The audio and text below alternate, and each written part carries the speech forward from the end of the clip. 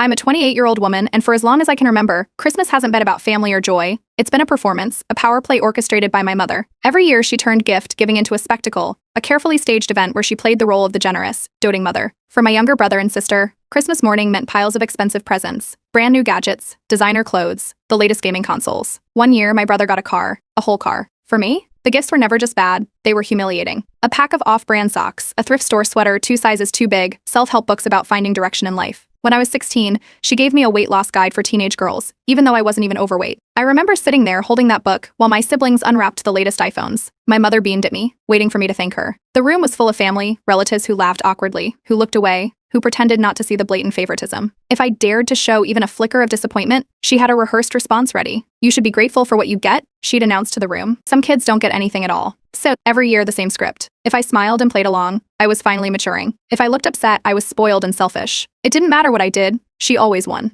My dad never stepped in. He'd sit there, sipping his coffee, telling me later not to take it personally. The second I turned 18, I started building my escape. I took extra shifts at work, saved every penny, and moved out the moment I had enough to rent a small apartment. I stopped going home for Christmas, citing work, or travel plans. It took a few years, but eventually I carved out a life for myself. A career, a place of my own, a sense of peace. Then came the guilt trips. "You're ruining the family," my mother would say over the phone. "Your siblings miss you. Do you really want to break us apart like this?" It took a while, but she wore me down. I convinced myself that maybe, after all these years, things had changed. Maybe she had changed. I agreed to come home for Christmas. That year was a mistake. The decorations were the same as always, twinkling lights, a towering tree, a table stacked with expensive gifts. My mother greeted me with a smile that didn't reach her eyes. The gifts were handed out, one by one. My sister got a designer purse, my brother a top-of-the-line laptop. When it was my turn, my mother handed me a single envelope, a wide grin on her face. I opened it. Inside was a printed-out list, life tips for late bloomers. Certain lines had been highlighted, advice about better money management and taking responsibility for your future. I stared at the paper, then looked up. My mother was watching, waiting. I didn't react. I smiled, tucked the paper back into the envelope, and thanked her.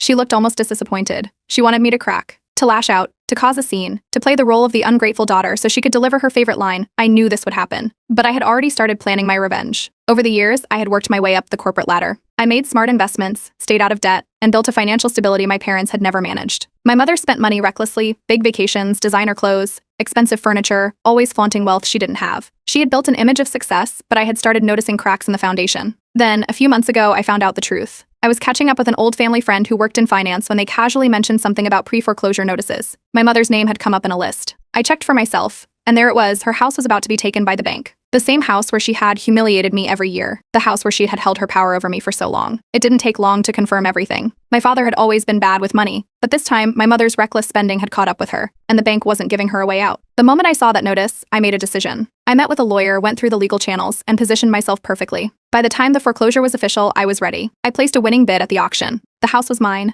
This year, Christmas would be different. My mother always used gifts as weapons. She made the holidays about control, about making sure I knew my place. But this time I had the ultimate gift for her, a neatly wrapped manila envelope. Inside were the foreclosure papers. Inside was proof that I now owned her house. And this Christmas, in front of everyone, I was going to give her the one thing she had given me my whole life, a lesson in humiliation. Update 1. The Christmas gathering unfolded just like it always did. Lavish decorations, a dining table stacked with food, and my mother in full performance mode, making sure everyone knew she was the perfect hostess. She floated around the room, laughing, fixing plates, ensuring everyone had a drink in their hand, acting like she wasn't drowning in debt. The gift exchange started the way it always did, my mother making a big show of handing out presents, making sure everyone saw just how thoughtful she was. My younger brother unwrapped a sleek new gaming laptop, while my sister gasped over a high-end designer handbag. Even my father got something extravagant, an expensive watch that he turned over in his hands like he wasn't sure how she'd afforded it. Then it was my turn. My mother smiled as she handed me a single wrapped package, the same patronizing grin she always had when she was about to make a point at my expense. I pulled at the cheap wrapping paper and opened the box.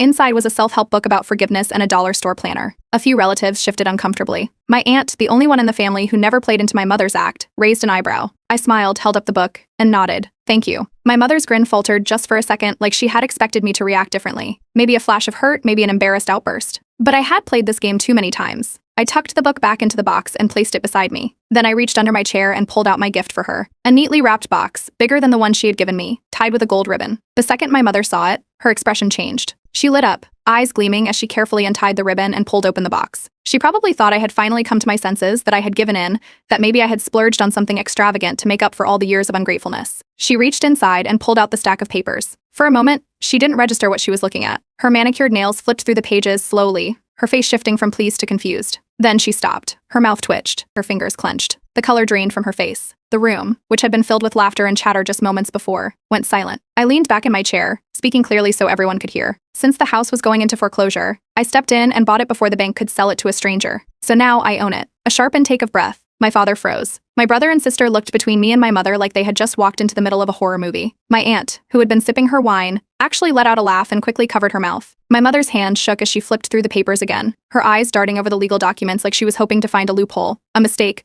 something that would undo what she was reading. But there was nothing. It was real. Then the screaming started. She shot up from her chair, gripping the papers so tightly that they crumpled in her hands. Words poured out of her. Fast and furious, accusations, insults, outrage. How dare you do this to me? You think you're so smart, don't you? Buying my home? You're trying to humiliate me in front of my family. It wasn't just anger, it was full-blown hysteria. She slammed the papers onto the table, her chest heaving. Some of the younger cousins watching from across the room looked scared. My brother clenched his jaw, but didn't say anything. My sister, still clutching her new designer bag, sat frozen like she was afraid of getting dragged into it. My mother turned, looking for someone to back her up.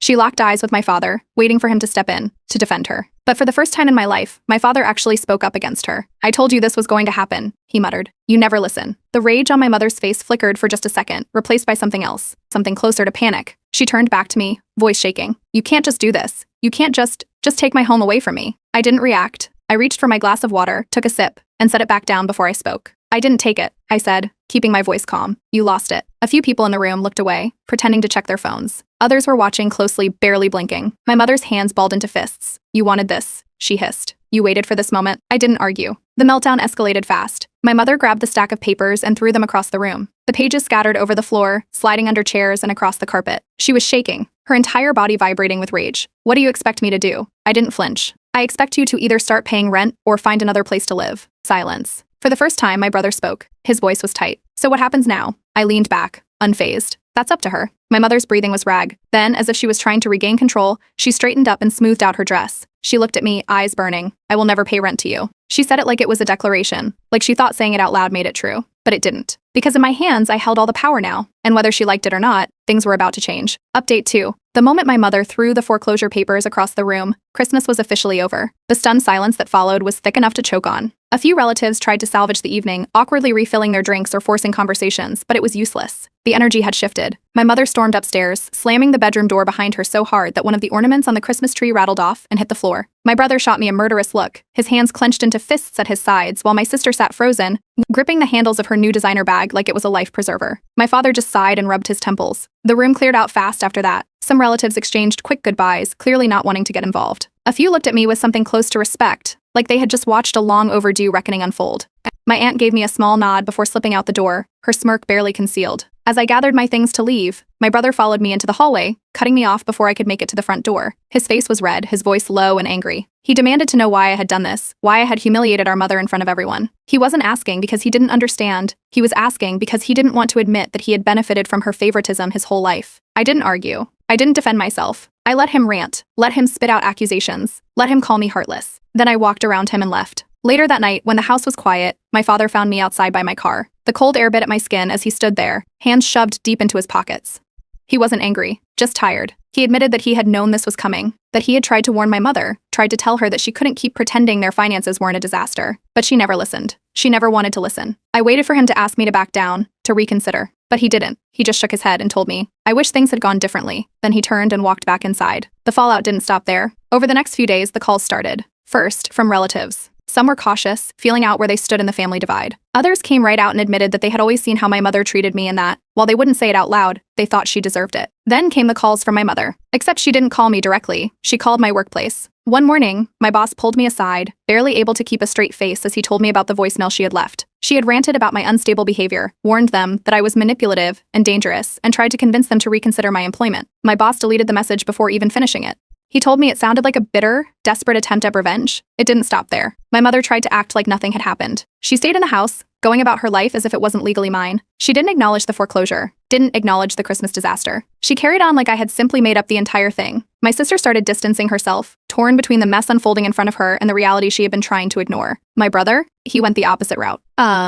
He dug his heels in, furious at me, fully believing my mother's version of events, that I had blindsided her, betrayed her, and torn the family apart out of spite. It became clear that my mother had no intention of taking responsibility, no intention of moving out, no intention of acknowledging what had happened. So I gave her a legal reminder. The first eviction notice was delivered a few weeks later. The paperwork was airtight. She had no legal claim to the house, no lease, no standing. But she still refused to acknowledge it. That's when she tried one last desperate move. A relative reached out, claiming my mother wanted to make peace over lunch. The whole thing was staged, obviously an attempt to guilt trip me, to manipulate me into backing down. I declined. That same night, I got a long, rambling voicemail. The tone shifted wildly. First, she was sobbing, begging me to fix this. Then she was furious, blaming me for ruining the family. By the end, she was demanding that I undo everything, as if I could magically reverse the foreclosure, as if she hadn't ignored every warning sign. I deleted the voicemail without responding. I made my boundaries clear. If she wanted to talk, she could do it through an attorney. She never reached out again. It was clear now, this wasn't going to end quietly. My mother wasn't going down without a fight. Update 3. The eviction notice arrived, but my mother acted like it didn't exist.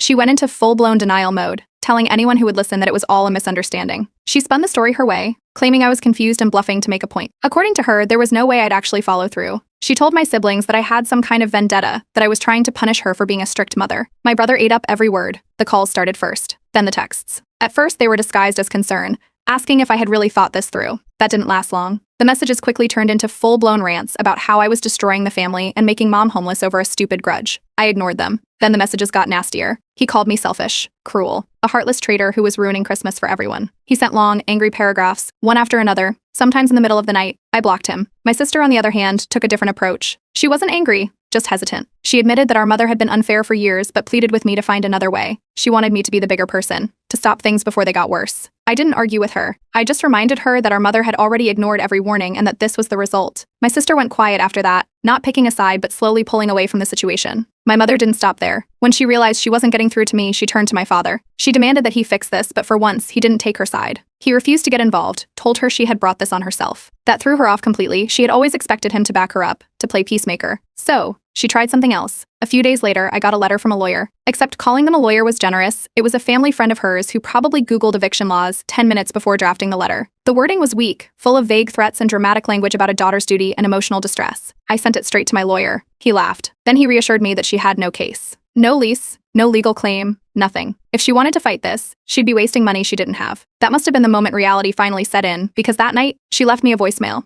Her voice shook. She was sobbing, begging me to fix this, to undo it somehow. It was the same cycle she always followed: rage, denial, then desperation. She tried everything: pleading, blaming, guilt-tripping. I didn't respond. The final eviction notice was served a few days later. The sheriff's department made it official. She had 30 days left. No more excuses. No more games. She had lost. And now she had to face the consequences. Update 4. The eviction deadline was approaching, but instead of looking for a new place, my mother doubled down on her theatrics. She told everyone who would listen that she was being forcibly removed by her own daughter. The story changed depending on who she was talking to. To some, she was a helpless victim, abandoned after years of sacrifice. To others, I was some heartless villain who had swooped in to steal the house out from under her. She conveniently left out the part where she had ignored every warning, every overdue bill, every chance to fix her situation before it reached this point. And then she tried to go after my job again. One morning, my boss pulled me aside, barely containing his amusement. Someone had sent an anonymous email, filled with accusations about my unstable behavior and troubling history. It was a mess of lies, clearly an attempt to get me fired. My boss read it out loud, shaking his head, before deleting it on the spot. We both knew exactly who sent it. But my brother took things even further. Since I had blocked him on everything, he found another way to lash out. One evening, as I was leaving work, he was waiting in the parking lot.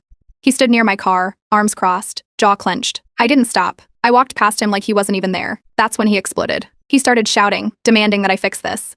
People turned to look. Security stepped in immediately. When he refused to calm down, they escorted him off the property. HR was notified. They assured me that any further incidents would be handled. That was the last time I saw him. Security called the cops to issue a formal warning. That was the final straw for me. I blocked him on every possible platform. No calls, no texts, nothing. After that, my sister reached out. She apologized for our brother's behavior but still tried to convince me to be the bigger person. I let her talk, but I didn't waver. Then came my mother's next move. She suddenly decided she wanted to talk. Except, instead of reaching out directly, she used our aunt as a messenger. She acted like she was finally ready to make peace, pretending that she just wanted a simple conversation. I didn't fall for it.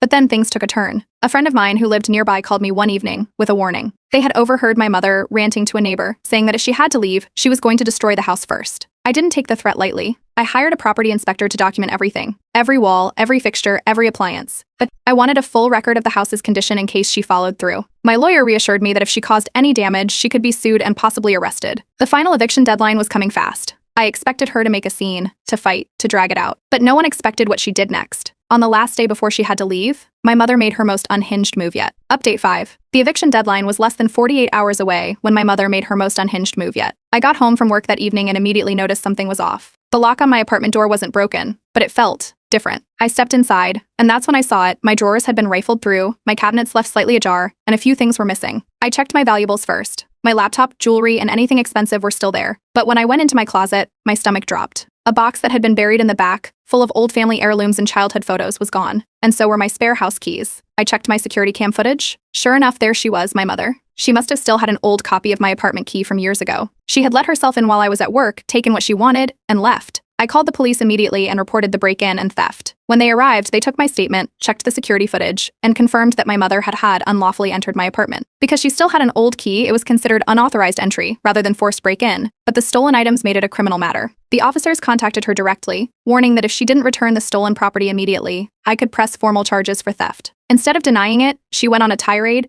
insisting that the items were rightfully hers. The police told me they could move forward with an arrest if I wished to pursue it, but I opted to give her a final chance to return the items before escalating further. The next morning, a package showed up at my apartment. Half of my stolen belongings were inside. The rest, still missing. I followed up with the police, and this time, they didn't give her another warning. The report was officially processed, and she now had a criminal case on her record. I didn't wait around to see if she would escalate further. That same night, I changed all my locks, got security cameras installed at every entrance, and alerted my landlord. I wasn't taking any chances, but she wasn't done. The next morning, eviction day, the police and a court officer arrived at the house to enforce the final removal. A neighbor texted me that my mother was still inside, acting like nothing was happening. When they knocked on the door, she refused to answer.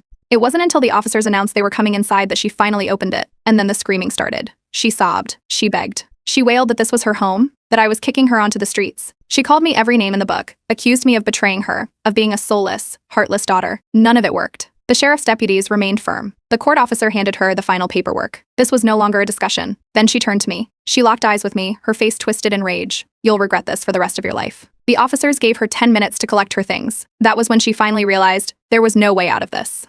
She grabbed a few bags, shot me one last glare, and left. But the damage was already done. After she was gone, I walked inside the house, and my stomach dropped. She had trashed the place before leaving. Windows were broken. Fixtures had been ripped out. Bleach had been poured onto the carpets. The walls had scratches and dents, and the kitchen sink had a massive crack in it. I called my lawyer immediately. Within the week, we filed a property damage lawsuit against her. The estimated cost to repair everything? Over $20,000. As for my mother, she ended up moving in with a distant cousin, one who barely tolerated her. And for the first time in my life, I had something I never thought I'd get: peace. Update 6. The lawsuit moved fast. My lawyer wasted no time filing for property damages after seeing the mess my mother had left behind. The estimate for repairs? Just over $20,000. She ignored the first legal notice, then the second. But she couldn't ignore the court summons. The court date was expedited, forcing her to deal with the consequences much sooner than she expected. When the day arrived, she walked in with the same act she had always used, tears in her eyes, looking small and pitiful, hoping to win sympathy. She played the victim, claiming she had been forced out of her home, that she was destitute, that she had nowhere to go. She painted me as the villain, the cruel daughter who had stolen the roof over her head out of spite. But then my lawyer presented the evidence. High-quality photos of the damage, the repair estimates, the documented threats she had made to destroy the house. The judge barely had to deliberate. The ruling was clear. She was found liable and was ordered to pay the full amount in damages. She had 90 days to pay up. The moment the decision was announced, my mother lost it. She jumped to her feet, screaming about how I had set her up, how the entire system was against her. She called me a soulless monster before storming out of the courtroom, slamming the door so hard the judge had to pause before moving on to the next case. But it didn't end there. She refused to pay. No surprise there. My lawyer immediately filed for wage garnishment, but since she had no steady job, that wasn't an option. Instead, we secured a judgment lien against any future assets she might obtain. Translation: if she ever came into money, whether from an inheritance, a settlement, or even her own tax returns, I would get my cut first. After that, I cut all contact. I blocked her. I blocked my brother. I blocked every enabler who tried to guilt-trip me into forgiving her. For the first time in my life, I was free. The repairs took time, but eventually the house was restored. My finances remained intact. And my mother? She burned every bridge she had left. She ended up crashing with a distant cousin who barely tolerated her. No one else wanted to take her in. And me? I moved on. Completely.